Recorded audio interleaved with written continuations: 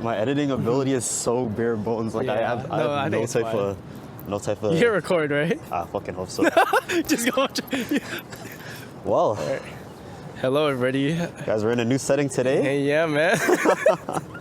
Welcome to I think what is going to be the first episode of a new idea. Well, not a new idea. It's an idea I've had for a while, and it's called the For My Sake podcast. Oh, brother, podcast. Bro, we don't need another male podcast influencer. But I think what I want to do here is a little bit different. The easiest way, I guess, for me to explain it is that there are a lot of people that I can say give me inspiration and have given me like ideas for things that I wanted to try to do for myself, you know, whether it be like in content or just in my own life, and just people that live lives and do things that fascinate me, you know. So kind of what I want to do here, featuring the pigeon, kind of what I want to do here is take the time to sit down with the people that make me see life in a different way, or have encouraged me to try to do something that I never really would have thought about doing before, you know. And I have a long list of people, so hopefully somewhere along the line I get to talk to bigger and better people. Right now I'm stuck with this guy though. Oh, brother. Oh, fuck. Nah, real shit though. I want to give a chance to introduce. I want to introduce a longtime friend of mine and fellow content creator. Long, bro. Yeah, Aaron. Hello, everybody. My name is Aaron. I've been friends with Andy for, man, grade 9. Grade 9. So holy. What is that? 2016. It's almost a decade. Bro, oh my god, like 8 years, man. That's a long time. I've known you for too damn long. Holy shit. Getting annoying, bro. But yeah, you know, like I don't even know how to introduce myself. Like I guess introduce yourself like how you introduce yourself on stream. Oh fuck, I barely even. You just started and get going. Yeah, right? I just started going. You know, I've been friends with Andy for a long time now, but I also started like content creating, I think at the end of high school, and I think Andy helped me a lot at the very beginning in terms of getting started. So it's very cool to see that like come full circle. It's kind of ironic because the advice that I would need to get, or the advice that I would need to give to him about, you know, wanting to put yourself out there and being more comfortable just doing things you're already doing, were what things that he had to come and tell me when it came to me starting my own content journey. So like when we say full circle, like we really mean like the shit is actually full circle. It's just so much easier to tell someone else to post than to actually do it. But oh wow, it's okay. Yeah, you know, we live and we learn. But yeah, Aaron has done quite well for himself, I'd say, as a content creator. If you wanna give some of your oh my god, statistics or your analytics, if you want to talk about it. Yeah, so you know, in case people don't know. I have a little bit of followers here. Oh my god. You know, I think I grow. I'm a pretty decently sized creator when it comes to like Genshin, especially on TikTok. You know, I think I've been doing this for 2 years, 3 years. Are you sure it's not been longer? Has it been longer? Maybe 3. Maybe 3. Yeah, maybe 3 years. I'm gonna say 3 years. And you know, I have like 150K on TikTok, about 30K on YouTube. So it's like, you know, it's just from posting shorts, and he's done well for himself. Yeah. It's a place to say. Not enough to drop out of school, but like you know, it's okay. It's okay. Yeah, maybe one day. But yeah, I think what I wanted to specifically talk to Aaron about was, you know, I think something important now, because a lot more people are starting to pick up a camera, pick up a microphone to try to make content for either for themselves or just to gain a following, gain a community, for whatever the reason is, you know. And I feel like there's a lot of hurdles that content creators will go through, and it kind of transcends whatever genre you're in, whether it's like you make gaming content, if you stream, if you make YouTube, if you make TikToks and stuff like that.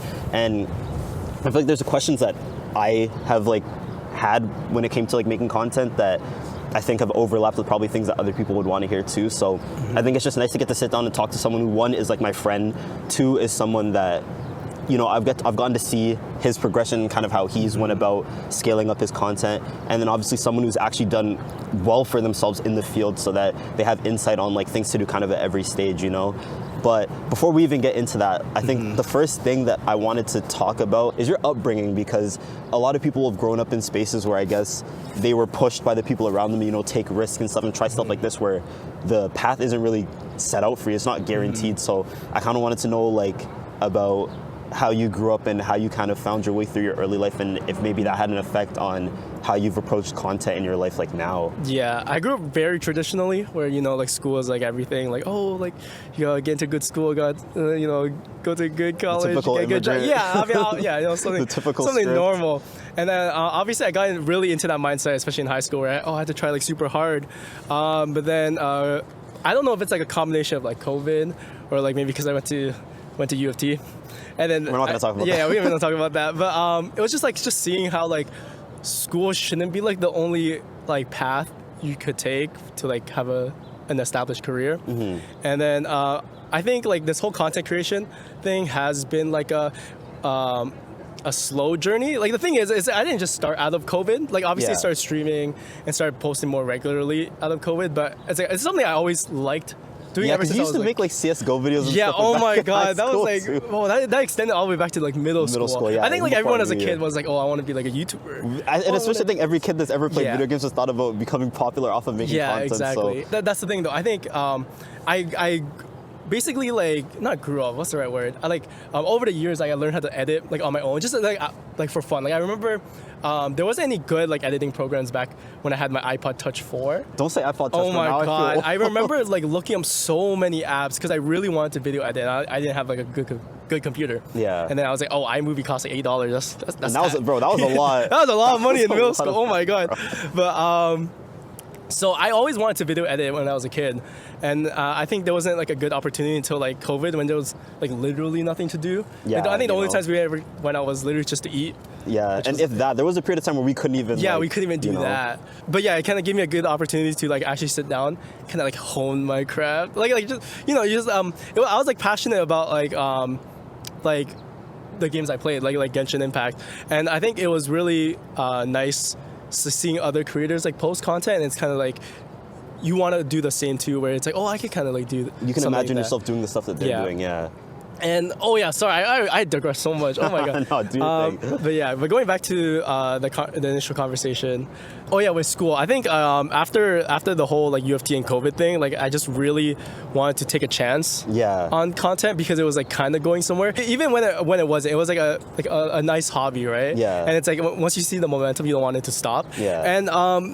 And I know it's like kind of weird because like I'm doing CS, and a lot of people like going to CS because oh my god, money. Yeah, and it seems like like, it's such a secure like pathway for people to Yeah. take. Like it's the complete opposite, I'd say, of like kind of doing. But yeah, I'm content. kind of glad that I like took time off school just to focus on it, just to give it a chance. Yeah. Because I think that's like the biggest thing I saw a lot of people tell me. Where I'm grateful that a lot of people who are a lot older tell me these things. Where it's like it's really good to take chances in your early 20s because especially because I just live at home. Like I have You don't really have anything to lose. You Yeah, know? exactly. So then it was just a worthwhile thing to take. And I think my parents, like, even though they were really traditional, it was actually really nice to see that they were supportive. I don't know if it's because it's like, oh, the money. But I think it was just because they're like boomers. It's like, oh my god, you're on YouTube. So like, to them, it's like a bigger yeah, deal. yeah. It's like, oh my god, I can watch you on my iPad and shit. Like it's crazy, even if they don't know about like the statistics and stuff like Yeah. that, just to getting to see you Yeah. behind the screen, like That's it's kind of a true. big deal, you know? Yeah, like it works both ways. Where it's like they don't understand the statistics, so they think it's a bigger deal, but then they also undermine it as well. Where it's Yeah. like they're like, oh, like I don't know how many views, because they don't care about how many views. It's like how much money you How make. much money are you making? And I It feel like doesn't that can be a big deterrent for people when it comes to like making content because like despite the fact that we're doing it as like a hobby and we're obviously talking about or making content about Oh my. things that we like not pigeons, but we're making content about things that we like. It does take time and investment to make content that you're proud of. So when you could be spending that time like working a job or trying to improve your resume or going to school, getting another degree, it becomes something that you kind of have to balance, and it becomes something I guess a lot of people pick between. So people don't always get the support from their parents when it comes to like trying to like actually take it seriously. Like I think I have the privilege of like being able to be indecisive because like the fact that I couldn't decide whether or not I want to continue like going 100% in school or like doing content fully, it's like That's not a choice that everyone yeah, gets. yeah, exactly. So that's why I understand if it's like because taking a chance on content is such a high risk, High reward. yeah, type yeah, thing. high reward a path to take. But yeah, I don't regret it at all. It I was think that's good, yeah. pretty worthwhile. Because in all honesty, if you aren't putting a lot of yourself into the content you make, even if it does pop off, you're not really gonna make things that you're proud of. But you also have to understand the other side of it, that we live in a place and we've been granted privileged enough lives where we get to like be able to drag our feet about these types of decisions, like, oh, am I gonna go all in on this? Am I gonna go all in on school? You know what I mean? Like that's already something that I think a lot of people take for granted. So I think the fact that you even mentioning that, despite your parents supporting it or not, like you even had the opportunity to do so, like to try to even make something out of yourself as a content creator is like a privilege in and of itself. Yeah, I think it's also like it's something that you yourself really have to want. It's like I know a lot of times like everyone can chase the bag, which is like fair. This is cool, like, yeah. Money's there, right? But Or not, yeah. Like we wanted. That's the end goal, obviously, for a lot of people. It's like nobody teaches you about the in betweens. Obviously, you start making content, and then it's such like a hurdle because there's so many ups and downs, and the highs are really high. You know, like when I was like getting flown out, when I was doing sponsors, like hey, I'm not gonna lie, like there's some points where I'm like, damn, I'm the fucking king of the world. I'm like, yo, I only have like, I think at the time I had like 5K on YouTube. I'm like, bro, I'm fucking on top famous. of the world. I'm famous, bro, right? But like the lows are very low though. I think the lows are like, especially like you feel really alone in it too because it is like a like you are your own brand. You're your own brand. You're self-motivating. People aren't going to push you to make content or push you to try to innovate things, you know? I think it's like the hardest when the ceiling for like your potential is basically uncapped. Like how well you progress is like how much you put in. It's kind of like all the burden is like on you when you don't succeed, even though it's like it's not even like your fault half the time. Like if views don't hit, like it could be so many That's things, the thing right? too, because it's like, especially as an up and coming content creator, like before you're established and before you know what type of content that like suits you and what's your niche and things that you can like kind of play into to engage your audience, you don't get the instant gratification of knowing if what you're actually putting out is good content. You know what I mean? Yeah, I don't like. The thing is, I got very lucky. I think like because of my niche with Genshin and TikTok, it was a very like. I think Genshin, like I don't want to say it blew up partially because of TikTok, but there was a very like big TikTok it helped. following. It definitely helped. So I think because I jumped on it really quick, I was able to like get followers pretty quickly. You grew as the game kind of grew. Yeah, too. exactly. Like I think like I got to like be very. Part of like the very early parts of like their content creation program too, where they were barely like sending things out and such like that. So I got to even almost be with the company as it grew as a creator.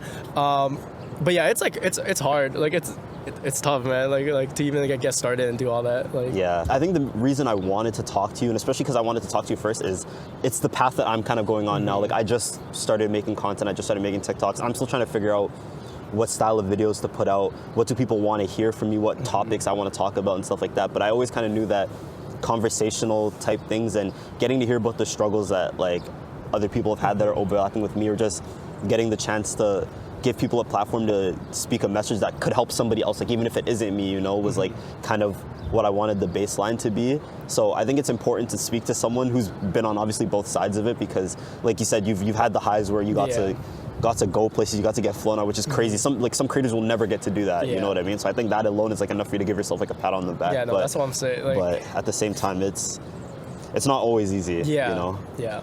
No, it's crazy that you're taking notes though. Thank God, because there's so many people I try to help, and I feel like whenever they ask for advice, it always goes like one ear and out the other. Yeah, because I really like don't like my time being wasted. Yeah. And oh my God, that sounds so bad. Like I don't think anybody does. Yeah, though. yeah. But it's like when people do ask me for help, I genuinely try to put 100% exactly into it, especially with content. A lot of people ask me, oh, like how do I get started, blah blah blah. And I love talking about this shit, right? I bit too much, right? Shit, I would too. What the fuck? Yeah, but like it's especially when people don't like take my advice, like they get really defensive about my advice, you know. Yeah. If it's not what they want to hear, then it's like are you here for advice or are you here for confirmation bias? Like just let me know. Like I'll give you. You get both. Yeah, like, I can give you one. But like if you actually want real advice, it's not always going to be what you want to hear. You know, like I think it's especially quality control on TikTok, because like the thing is, since anyone can post anything, like it's fair game, right? I think when people ask me about like certain like things, like what can I do to improve, and I tell them, sometimes they're like, oh, but like I think like this person said it's fine, or this person doesn't, it's fine, and I'm like I don't know why you're getting defensive. It's like, you know, if you're asking for my critique, like maybe I'm a harsh like critiquer when it comes to I think it's better like that. But if you get defensive about it, then there's literally nothing I can help you with. Like, at that point, you're kind of a lost cause. Yeah, I know. I'm like, okay, fine. If anything, like maybe my take is very biased, right? Like maybe my critiques are like a bit harsher because I care a lot about like certain like these assets have to move like very smoothly. Like the quality of it has to be like good. but obviously there's big creators that just post whatever and they And do it- and it fine, works, right? yeah. But it's like if you're asking me about your content, and then for example, it's like, oh, what can I improve? And I see like your subtitles aren't moving or something, or they're like out of sync. Little things like that are so easy to fix. Yeah. Then obviously I'll let you know. But if that's not something you want to hear, then it's like I don't know what to tell It's you. pointless. Because if it's like I think the hardest critique, like I can't really critique, is when it comes to like what's wrong with the content I do, because it's because doing content is like subjective. It's like some people like it, some people don't like it. And it won't matter how good it is. Like, some people it's aren't gonna like it. And who knows? Like maybe like what your content might not appeal to me, and that's perfectly fine, right? It's just hard for me to say like what's technically good, what's not, Yeah. right? Like just because I don't enjoy it, maybe other people don't. But that's why I'm like so harsh on these like little things like subtitles and whatever. Because that's like a baseline that yeah, everybody should have. Yeah, and I can you know? actually visually like see Say, it and like- actually like tell you. And you know, about no one's gonna want to read like ass backwards Yeah. subtitles. You know what I mean? So That's all I'm saying. Oh my god! I think there was a time. I'm not like obviously I'm not gonna mention creators. There's creators that have their subtitles like bounce like across the whole screen. And the Bro, thing this is, isn't a 2006 PowerPoint. oh bro. my god! Like I think like the thing is, there comes to a point where it's like you gotta know that that's like It's not.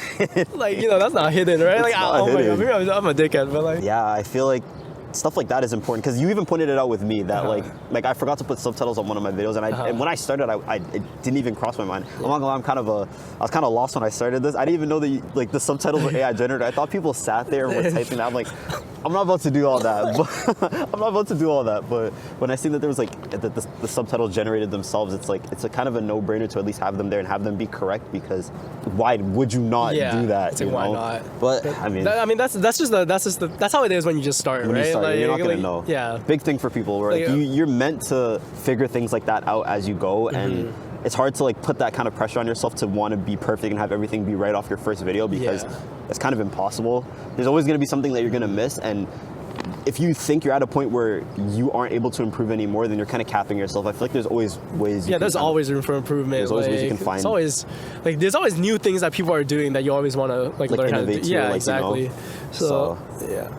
I think the next thing that I wanted to know about you, we kind of touched on it a little bit in the beginning. You talked about obviously like your upbringing, how important school was to you. And if I can say this, like when I met Aaron, he was like the like run-of-the-mill, like took school as Oh my seriously God. as it could possibly go. And that's like far from a bad thing, you know? Like if you are genuinely passionate about Passionate about school, like school then- and the stuff that you're learning, and you see a future through the stuff that you're learning in school, then I think that's one of the most beautiful things, because it's not something that a lot of people get to experience. People go through school and feel like absolutely aimless, but he was on the complete polar opposite spectrum of what I would have envisioned a content creator to have been. Yeah. Like someone who's like more willing to take risks and go on kind of like a path that they have to set for themselves. So one question that I feel like I've asked you in passing, but like I want like your true kind of Okay. answer is like, what did it take for you to veer off that path? Because I know that you're probably not the only person that had like an abstract idea of like, I don't know, wanting to start a business, wanting to do content, I don't know, start a cooking channel, I don't know, whatever it Yeah. is, you know, but they're on such a rigid path and it's kind of hard for them to shift their mindset, but you've been able to do that. So I'm curious, like what did it take for you to make that decision to become a content creator? I guess it really just took like I'm not saying that UFT had a part to play in that. So I think it took going to like UFT and then like having COVID like strike like right after. Those were like a good like combination. midlife crisis? Yeah, no. I think going to UFT was like my quarter life crisis. Like Yeah. I think I looked around and like obviously like when you were like. Okay, I'm just gonna gas myself.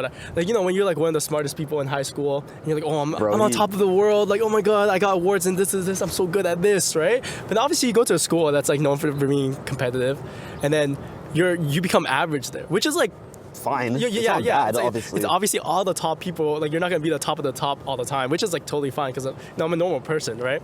But it's kind of like when I saw that environment, and then I saw like how I guess seriously people took school, which is like I'm like, damn, was this how I was in high school? It was almost like a wake up call where it was like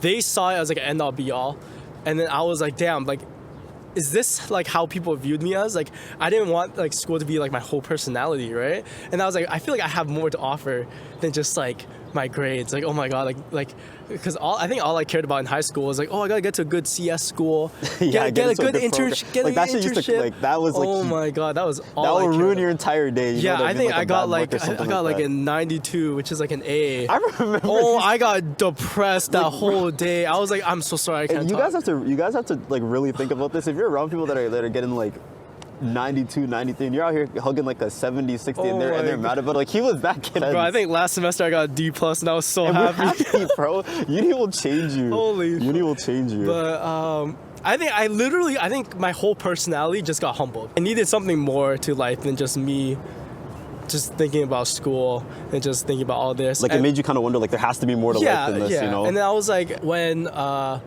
started doing like content again and I started enjoying it, I was like, damn, maybe school isn't everything. And when I saw other people who succeeded in the career path, I was like, you know, if they could do it, like maybe I could do it too, right? Like, they're not different. Yeah, they're not like, you know, there's people at the end of the day. Like, obviously they could be more talented. That's fine. Like, you know, like they deserve it.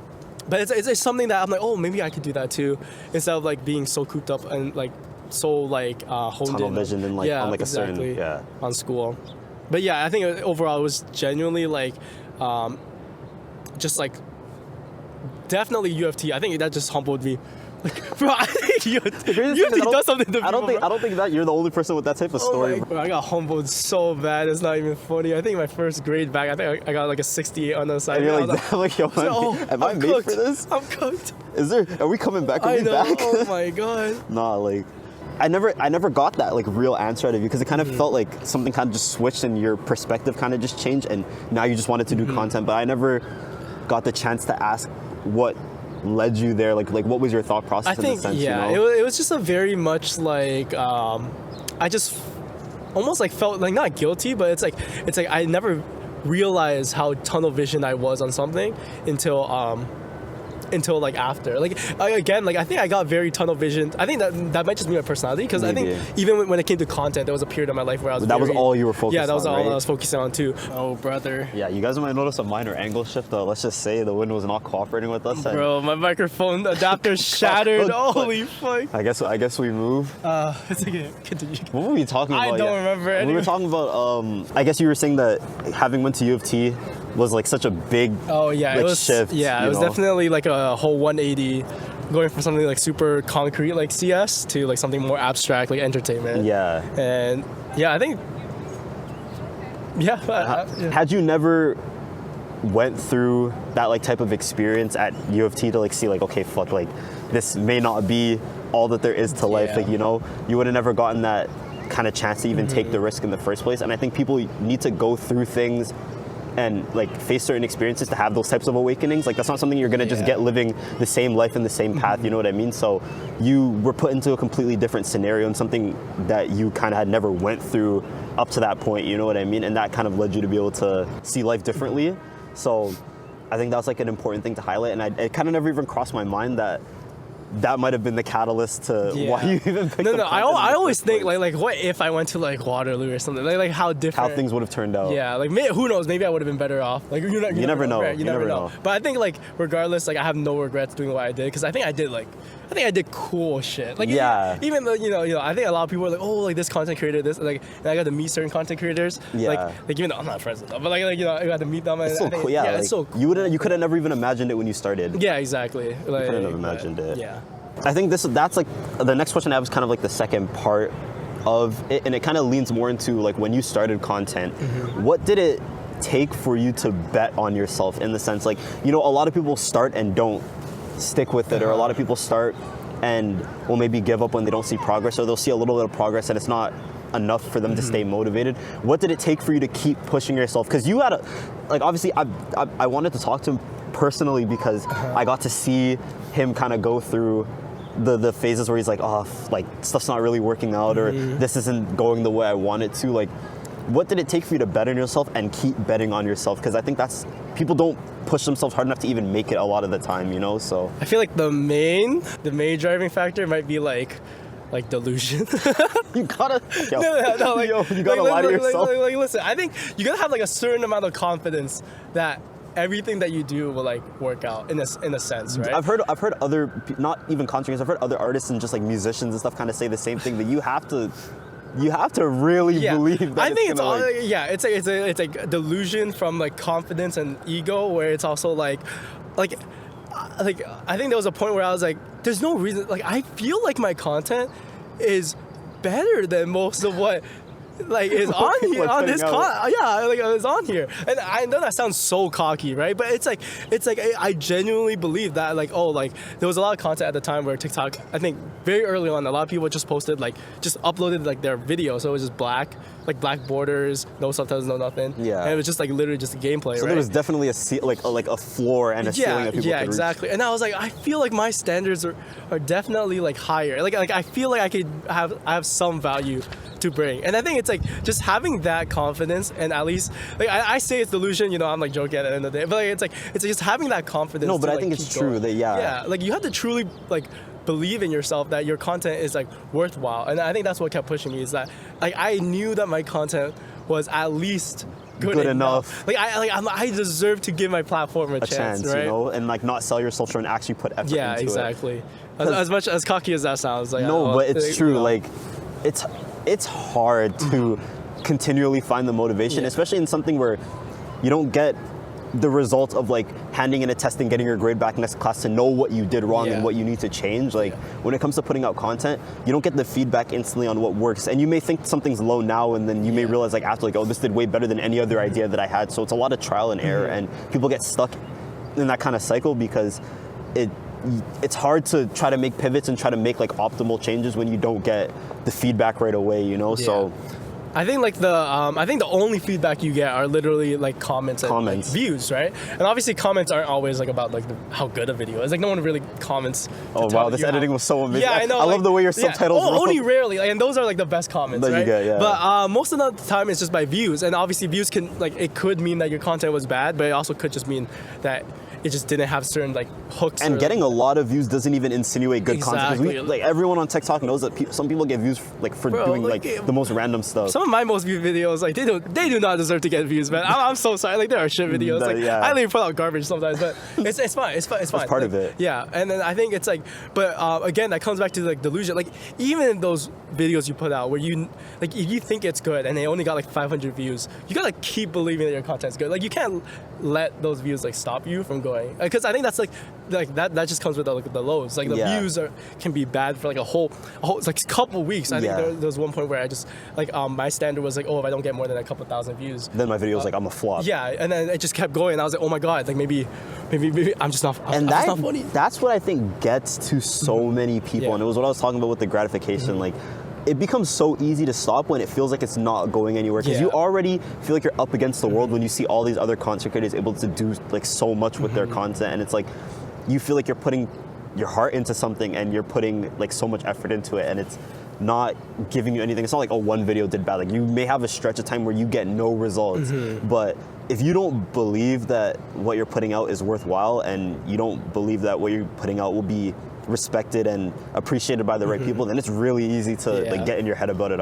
It's just really easy to burn out, and I think it's like at the end of the day, you gotta remember, like this obviously applies for when you're more successful, quote unquote. But I think it's like you gotta remember like why you started in the first place. Like I think a lot of times I'm like, oh, like I'm not getting sponsors, I'm not getting a lot of views, I'm not getting a lot of like. But I gotta remember, like there was a point in time where I think 8 months straight, I was streaming almost every other day to 4 or 5 people. Like I think, and I had so much fun with that. Like I was talking to myself. Viewer number 2, oh I will God, say. Literally, no one else was in chat. Like it was just literally me talking to myself, and I remember how enjoyable that was. And obviously, like even now, like I'm always like, oh, I'm not like, you know, I'm not where I used to be, like where I averaged like over 100. But I'm like, I remember like, oh, like for example, like 30 people. That's still like classroom. Like that's a lot of people. 30 people like really sitting there and like.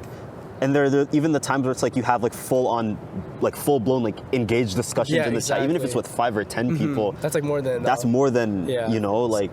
So you literally just gotta remember why you even started in the first place. Like you can't just be caught up by numbers, and it just takes like I'm not gonna say strong-willed person. Like, I don't know what the right word is. I think in a way. You have to have like a strong foundation at the very least, like remembering what it took for you to start in the first place and what kept you going all the way up to this point, you know, or you're gonna get blown over whenever your content's like my fucking camera's gonna get blown over. But like you're gonna get blown over by like any kind of resistance you get, where it's like you're not getting the exposure or the views and stuff that you believe that you should be getting, you know? So I think that's why a lot of people always say, like, make sure you're making content that you like and talk about things that you want, because you may be talking to yourself for a long time. So if you're not already locked in on the type of content that you want to make, and like you're not locked in on like really doing something that feels personal to you, then it's just not worth it. It's not worth it. Yeah, that's true. It's not worth it, because you're going to be living a persona for one, and you're going to be just putting effort into something you're getting no results in, and it'll feel like shit. Yeah. It'll feel like shit. Next, I was wondering, what do you feel like content has taught you about yourself as a creator, and also who you are as a person? Because it's something still relatively new to you. Like, you've been doing it for less of your life than you've been doing going to school, you know what I mean? But I assume it's given you the opportunity to learn lessons about who you are as a person, even outside of content. Like, what do you feel like you've learned through the experience? I think it made me like figure out a lot of things about myself in terms of like work ethic and like motivation, right? Like, I think when I really wanted like to like grow as a creator, I think when things came out, I was on top of it. Like, I think I was like, oh, I gotta make sure I post everything like within the hour.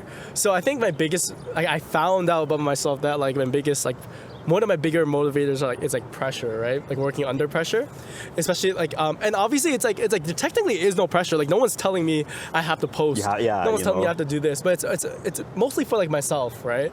Where I'm like, oh, like I should be getting this out at this time if I want to capitalize on like engagement and whatnot. And you know you're capable of doing it. You know? It's a lot of like self-discipline that I've kind of like built upon myself, where I kind of knew when I had to like put in the work, and when I, like we would come home like from like parties sometimes, and I would be like, yo, I'm so drunk, but there's a new trailer. I have to stream. There's a new Genshin trailer. I gotta react to it. Oh my god, I gotta record this. It was so bad. Like, I mean, I would say it's bad, but it was like really funny, like to think about how like disciplined I was in that sense, right?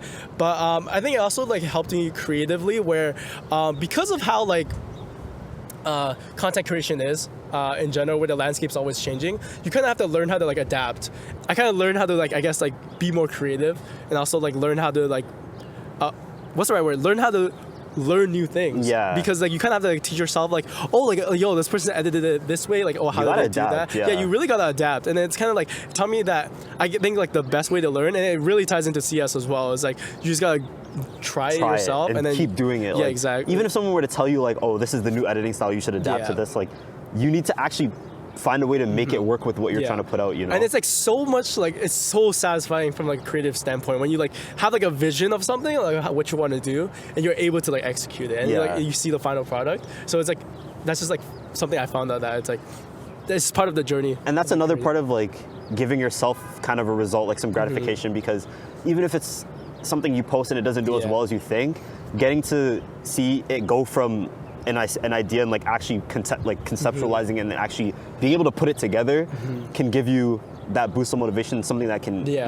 keep you going, because in the beginning you wouldn't have been able to do that. Yeah, exactly. Like you're like, I think you're just always learning something new, and I think that's the one thing I found about content creation, where since you're always learning, you're always growing, or you should. That's what you should be doing. Like you never know, like obviously, but I don't know certain people, but like that's what you should be doing, and it's just part of like something that I found out that I enjoyed, where it's like I always want to learn something new. I always want to like continue to grow as like a person. Like, who knows? Like, maybe I'm not doing everything right now. Like, who knows? Like, maybe everything I'm doing like is really inefficient, but it's okay. Like, that's part of the process. And I think even if it is now, the whole point of calling it a content creation journey is you're meant to look back at the content that you made before and be like, yo, why did I do that? Or this is so trash. Oh my god, my content was so that's shit. That's the point. Like, I think that's literally the point. Because it's the easiest way to benchmark yourself and your growth, that if between like a month or a couple months time you notice yourself get so much better, you notice that you're not making mistakes that you made in your earlier content. Like, I promise you, I'm gonna look back at this recording and be like, yo, I felt so unnatural. Like, why am I talking like this? Why am I saying that? Why am I saying that? And then, well, I don't know, 2, 3, 4, 5 years down the line, I'll look back and be like, damn, like I came from something, you just gotta grow into it. And get more comfortable and get better. Process. Literally, I think also a benchmark, like I think it's very easy to compare yourself to other people, like, but having a benchmark for yourself is like the most important part. Like, you just always gotta look back, like, oh, a year ago, where was I? Like as long as you're always improving, that's always good. It's still better And than- the yeah. chances are you are. There's no way. Even let's say You can't be putting your all into it and getting worse. Exactly. There's no way. I refuse. Well, let me not say that. Yeah, but, you know, let's not jinx it. hopefully, like, Yeah. if you're truly trying to put the right Yeah. steps towards like the correct path, then you should see yourself get better, exactly. even marginally, which is important, and I think should be enough to keep you going if it's something that you like doing. Yeah. So I think that's good. Like, honestly, getting to see self-growth through that, it's something you wouldn't have been able to experience if you kind of just stayed on the path that you were on. So Yeah. I can definitely imagine that you're happy that you took the Yeah, risk and were able to learn these things about 100%, yourself, bro. because you can Thank apply God. this to other shit in your life too. Yeah. Like now that I'm more focused on CS stuff, I'm like, oh, like at least like this is like, I've learned to like be very like, I don't know what the right word is. It's like when you like have to like learn things on your own. I guess it's like just like having that self-taught discipline. And that, like the ability to be proactive on stuff mhm. and like put yourself out there and Yeah. be ahead of the problems you Yeah. might come up with, or just try to come up with a new idea first. And Yeah, it's definitely yeah. a new skill set that I definitely don't regret picking up. Yeah, I feel like certain things you kind of just need to be forced into like an unusual situation to Yeah. be able to learn. That's true. I think we're coming towards the end. I think I have one or two more questions for you, and this one is directed towards, whoever may be hearing this. If you're a content creator, if you're a creative in any type of aspect, or whether you kind of just need advice on how to push yourself forward, like what type of advice would you give to people, both content creators, but also if you have any advice that you'd give to people that maybe need to find a way to start believing in themselves a little bit more and want to find ways to push themselves, as someone who's had to do that himself, what would you say you think is important? Ooh. Okay, there's a few things. I think Nah, go for it. for Tell one, me. you just gotta realize. Oh, this is gonna sound so bad when I present it, but you gotta realize that nobody gives a shit. Like, nobody gives a shit about what you post. I think it was so cringy when I first started, because I was like, oh my god, like Genshin videos, like all my school friends are gonna see that I play this game, Genshin, yeah, bro, like- ew. Right, but like genuinely, like when people see you, like even right now when we're filming in public, right? People will look for like 1 second and they're not gonna remember. Like, They're not gonna remember- the next hour. They're not gonna remember us, right? You don't even remember what we ate, like, Yeah. last night. Exactly. So I think you gotta realize that like you really have to just do what you want, because as much judgments as you feel from like other people, it's like you're gonna realize that nobody actually cares at And the end even of the day. and realistically, even if they do, just nobody's fucking haters, They're bro. gonna Yeah. first of all, they're just haters. Yeah. And fam, nobody's gonna say it to Yeah, you. You know what I exactly. mean? Like you're probably not gonna hear it. And even if you do, if you really like what you're doing, it will It not won't matter, It man. won't matter at all. Like, bro, like it's somebody like I'm the only one in our friend group that plays Genshin, right? Yeah. And then if somebody's like, it's like, oh, Genshin shit, like I don't give a fuck. I'm still playing that You're just game. gonna bro. play the game, you Yeah, know what I like, mean? that literally won't affect me, right?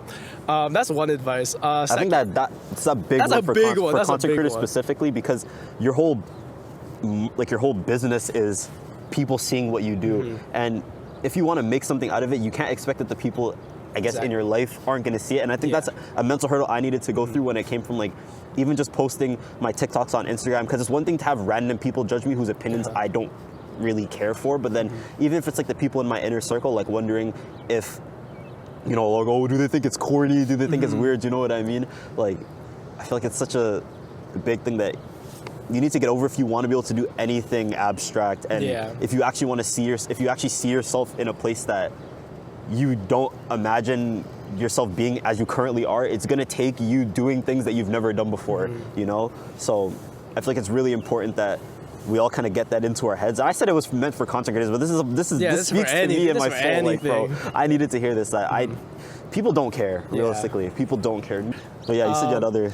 So that was a big one. I think a second one is just having the benchmark, like, be yourself, like always compare to yourself, never compare to others, because it's obviously on the social media landscape, it's so easy when you see other creators your size or other creators, your peers, like, succeed. And this applies for things outside content creation, right? But you just gotta always like be focused that you're growing for yourself, and like that as long as you're improving and on your craft, that's all that really matters. You're in a race with yourself. Yeah, honestly. exactly. At the end of the day, it's like hopefully you're not posting for like the numbers, or like you're posting for yourself, because And bro, if you're starting off, you're not getting the numbers. Yeah, exactly. So Like don't maybe be doing maybe that. you're lost, bro. But just always remember like why you're doing this in the first place. It's something that you want to enjoy, or that something that you like doing. And you want something you want to be able to learn from. Exactly. It's so easy to get caught up in results rather than like the journey, because the journey should never end.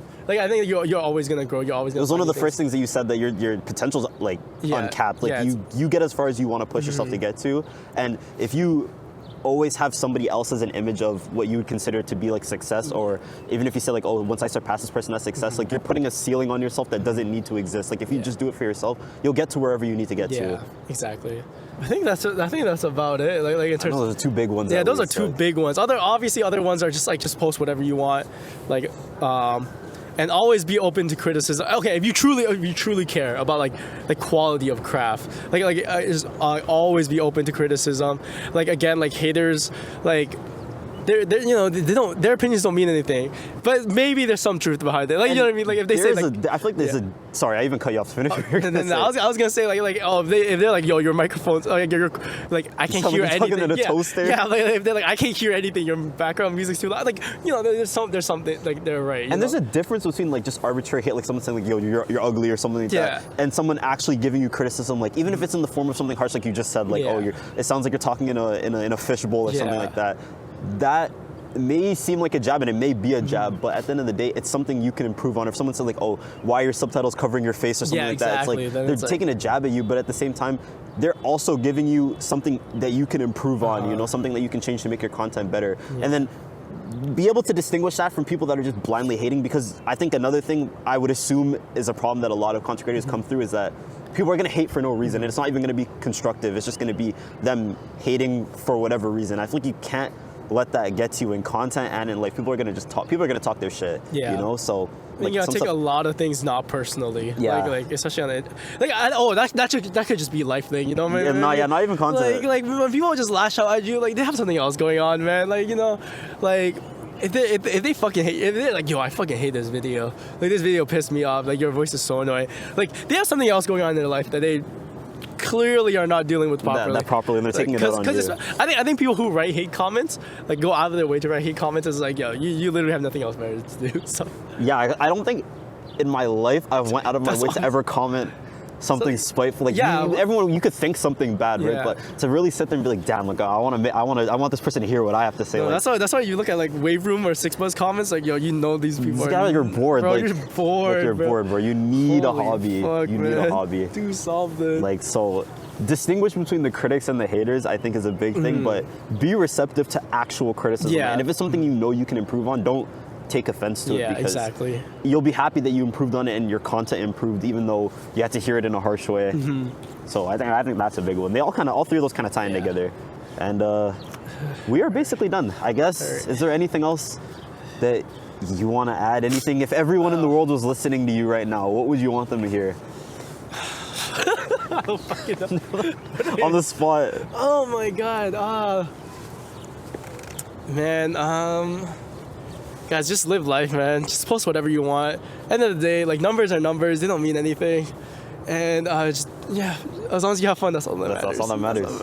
That's so corny. No, yo, we need that for the ending. Holy fuck. But guys, man.